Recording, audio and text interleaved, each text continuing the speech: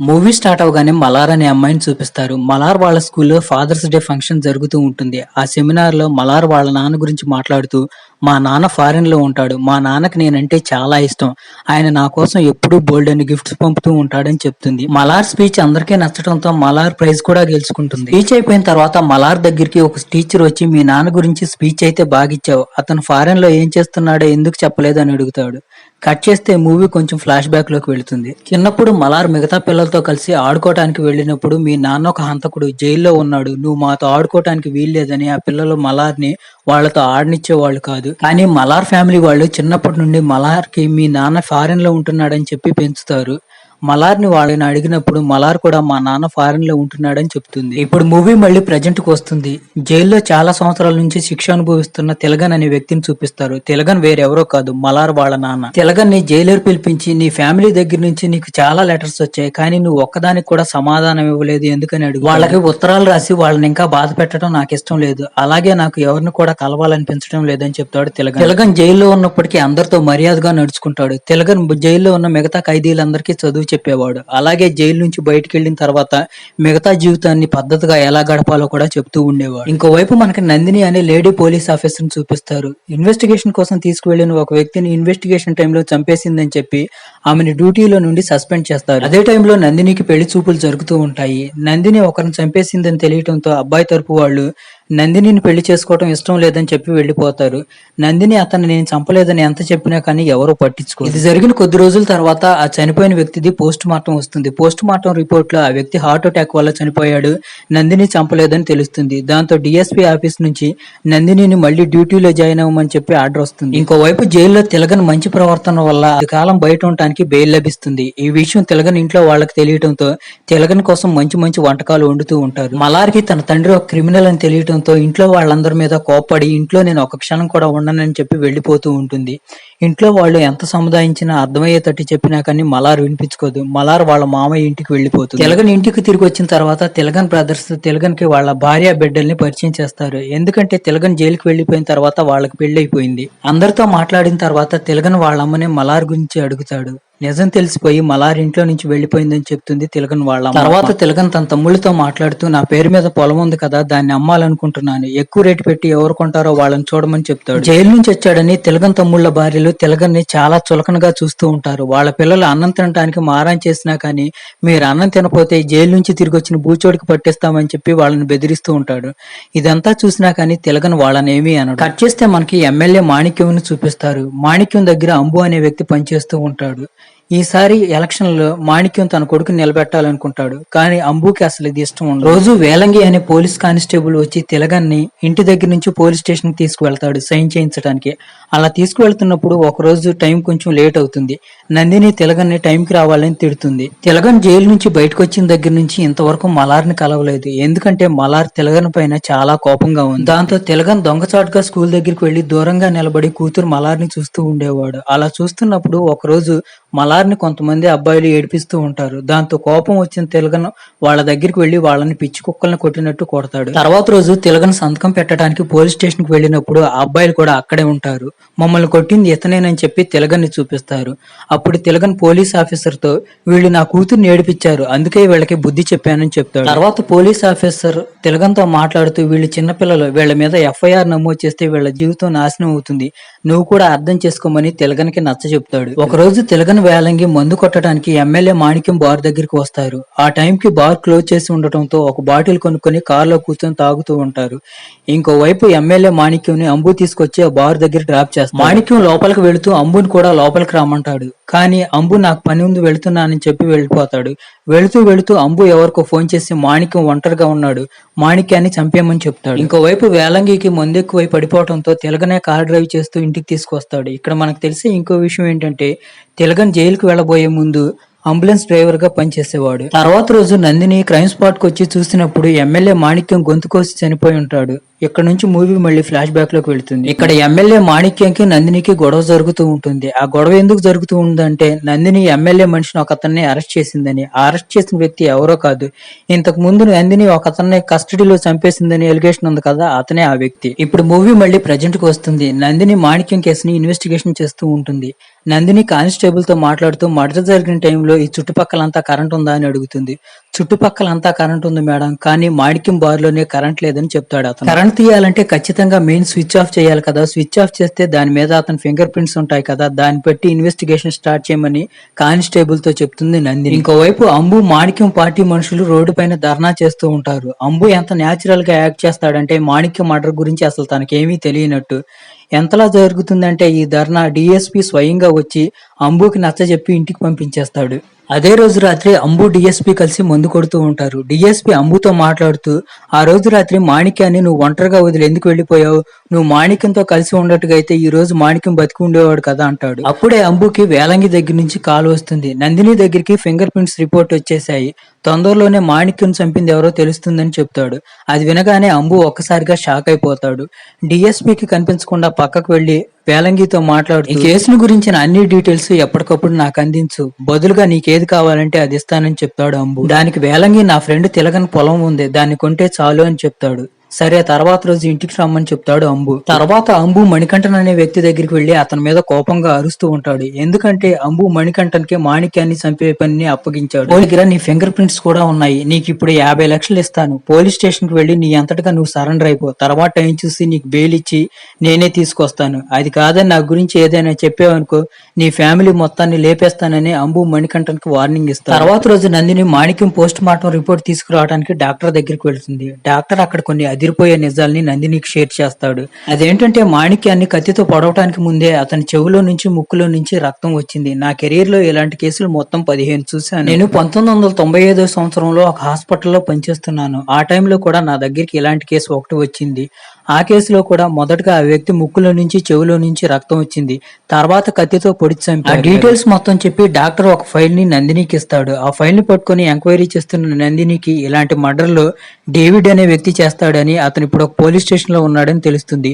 David గురించి తెలుసుకోవడానికి Nandini local గా ఉన్న ఒక పోలీస్ స్టేషన్ కి వెళ్తుంది. డేవిడ్ ఎప్పుడో చనిపోయాడని తెలుస్తుంది. దాంతో నందినికి ఇప్పుడు డేవిడ్ లా మర్డర్లు చేస్తుంది ఎవరో తెలుసుకోవడం చాలా కష్టం అవుతుంది. తర్వాత రోజు తిలగన్ వేలంగి అంబు దగ్గరికి పొలం విషయం మాట్లాడటానికి వస్తారు. అప్పుడు తిలగన్ వేలంగితో, నేను పొలం పేపర్లు కారులోనే మర్చిపోయాను, నువ్వు వెళ్లి పేపర్లు తీసుకురామని చెప్తాడు. అంతలోకి అంబు వచ్చి తిలగన్ ని చూస్తూ, నిన్ను ఎక్కడో చూసినట్టుగా ఉంది, ఇంతకు ముందు ఎప్పుడో చూశానని అంటాడు. నువ్వు అంబులెన్స్ డ్రైవర్ కదా, నువ్వు ఎక్కడేం చేస్తున్నావు అంటాడు అంబు. అంబుకి కొన్ని పాత సంఘటనలు జ్ఞాపకం రావటం స్టార్ట్ చేస్తాయి. అంతలోనే తిలగన్ ఒక కవర్ తీసుకొని అంబు ముఖానికి తగిలిచ్చి గాలి ఆడకుండా చేస్తాడు. కాసేపటి తర్వాత అంబు ఎలాగోలా వదిలించుకొని ఇన్హేలర్ తీసుకొని గాలి పీల్చుకుంటూ ఉంటాడు. ఎందుకంటే అంబుకి ఆస్తమా ఉంది. అంతకంటే ముందే ఇన్హేలర్ లో తిలగన్ ఏదో కెమికల్ కలుపుతాడు. దాంతో ఇన్హేలర్ పీల్చుకున్న అంబు అక్కడికక్కడే చనిపోతాడు. అంబు చనిపోయిన కొద్దిసేపటి తర్వాత నందిని అంబు ఇంటికి వెళ్లి చూస్తుంది. అప్పటికే అంబు చనిపోయి ఉంటాడు. దీంతో ఈ విషయం డిఎస్పీకి తెలుస్తుంది. డిఎస్పీకి ఈ విషయం తెలియగానే డిఎస్పీ నందిని మీద అనుమాన పడతాడు. ఎందుకంటే నందినినే ఆ కేసులో ఇరికించింది అంబునే. లేదు సార్, మీరు నన్ను తప్పుగా అర్థం చేసుకుంటున్నారంటుంది నందిని. అయితే నువ్వు నిజం చెప్తున్నావా, ప్రూవ్ చేయమంటాడు డిఎస్పీ. దాంతో నందిని ఇంటికి వెళ్లి కేసుని పాయింట్ బై పాయింట్ స్టడీ చేయడం మొదలు పెడుతుంది. కేస్ స్టడీ చేస్తున్న నందినికి భారత్ అని చెప్పిన ఒక విషయం గుర్తొస్తుంది. ఆ రోజు మందు కొనటానికి పోలీస్ అతను వచ్చాడు. అతను ఫారిన్ అతని కోసం మందు కొనుకెళ్ళాడని చెప్తాడు. ఆ పోలీస్ అతను ఎవరో కాదు, వేలంగి. వేలంగి తిలగన్ గురించి ఎప్పుడు అందరికి ఫారిన్ లో ఉంటాడని చెప్తూ ఉంటాడు. తర్వాత రోజు నందిని ఆ బార్ లో పనిచేసే కుర్రాడిని పోలీస్ స్టేషన్ కి పిలిపించి, ఆ రోజు నీ దగ్గర మందు కొన్న పోలీస్ ఎవరో గుర్తుపట్టమని అందరినీ చూపిస్తుంది. ఆ రోజు వేలంగి సెలవు మీద ఉంటాడు.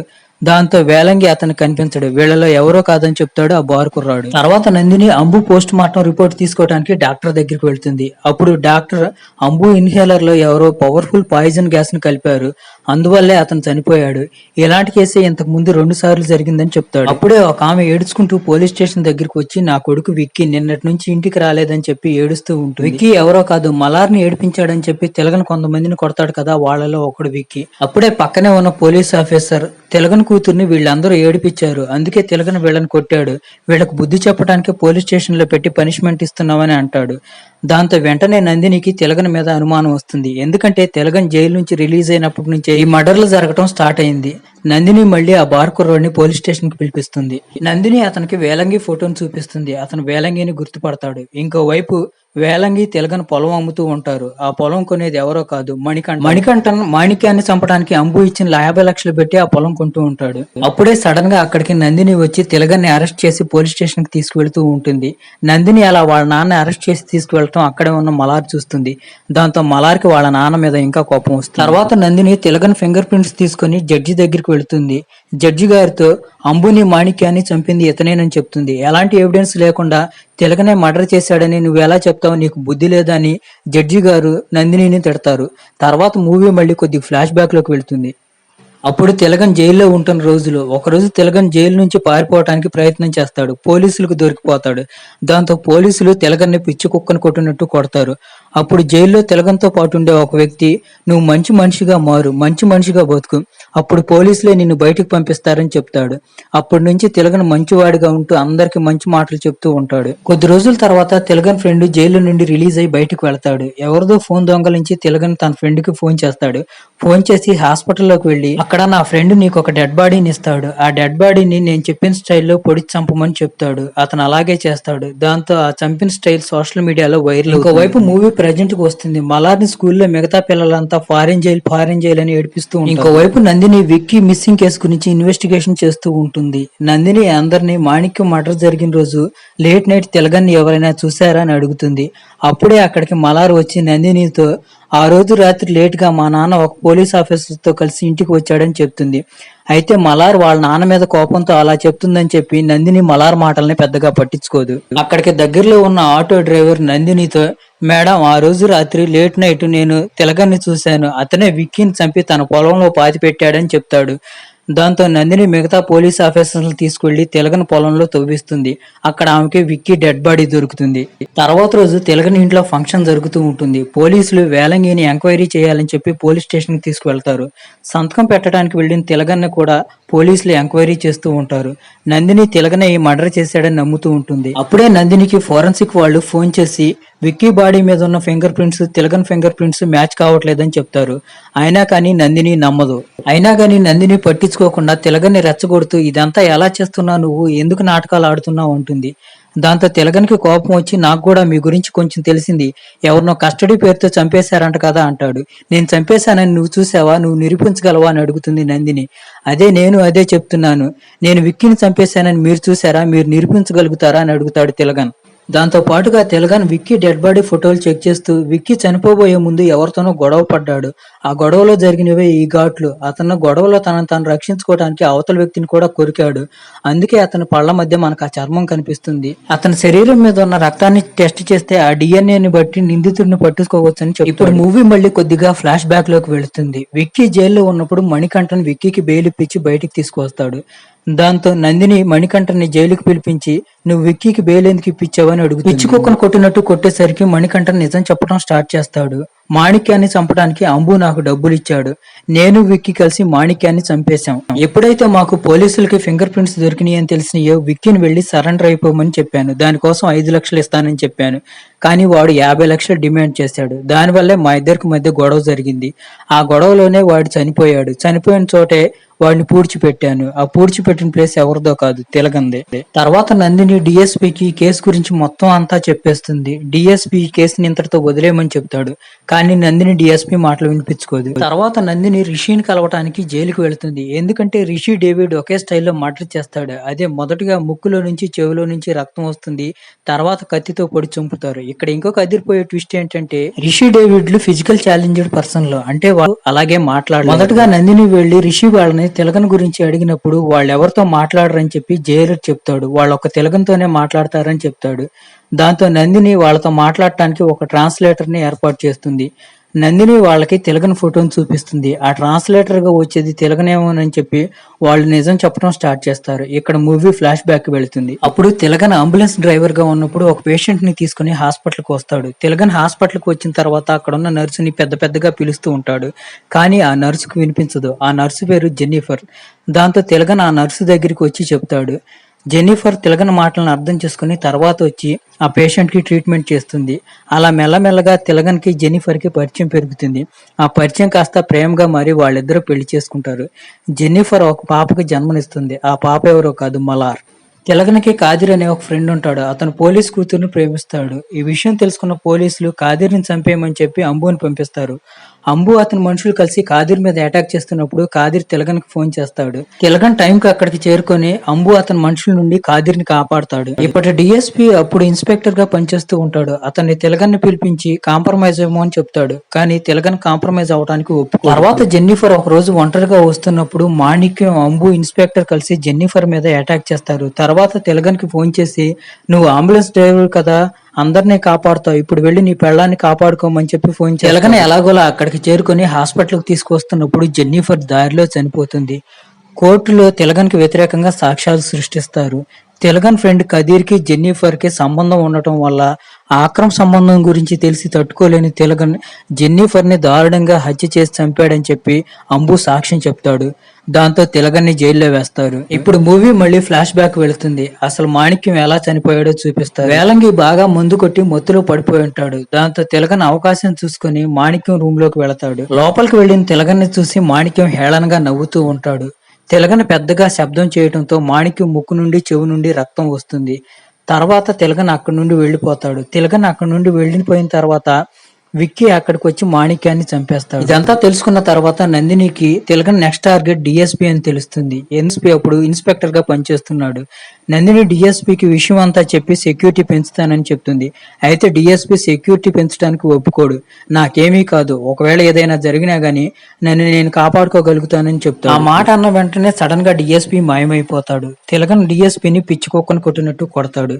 నందిని ఎలాగోలా డిఎస్పీని కనిపెట్టి అతన్ని కాపాడటానికి అంబులెన్స్ లో పంపిస్తుంది.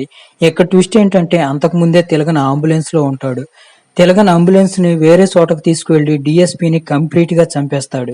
వెంటనే నందిని తిలకన్ ఇంటికి వెళ్లి తలుపులు దబదబా బాదుతూ ఉంటుంది. నందినికి షాక్ ఇస్తూ తిలకన్ పూజ చేస్తూ బయటికి వస్తాడు. తిలకన్ టెంపరీ బెయిల్ కంప్లీట్ అయిపోవడంతో తర్వాత రోజు నందిని తిలకన్ ని పోలీస్ స్టేషన్ కి తీసుకువెళ్తూ ఉంటుంది. నందిని తిలకన్ తో నీ పగ అయితే తీర్చుకున్నావు, కానీ ఇప్పటికీ నీ కూతురు నిన్ను ఇప్పటికీ ఒక హంతకంటే అసహించుకుంటుంది, నీ మీద చాలా కోపంగా ఉందని చెప్తుంది. ఆ మాటలు విని తిలకన్ చాలా ఎమోషనల్ అయిపోతూ ఏదో ఒక రోజు తనకు నిజం తెలుస్తుంది. కొద్ది రోజుల తర్వాత నందిని మలార్ కి జరిగిన విషయం మొత్తం చెప్తుంది. కొద్ది రోజుల తర్వాత మలార్ వాళ్ళ నాన్న చూడటానికి పోలీస్ స్టేషన్ కి వస్తుంది. పోలీస్ స్టేషన్ కి వచ్చిన తర్వాత మలార్ వాళ్ళ నాన్నతో మాట్లాడుతూ, నేను మిమ్మల్ని తప్పుగా అర్థం చేసుకున్నాను, నన్ను క్షమించమని అడుగుతుంది. దాంతో వాళ్ళిద్దరూ ఒకటైపోతారు. ఇక్కడతో మూవీ కూడా ఎండ్ అయిపోతుంది.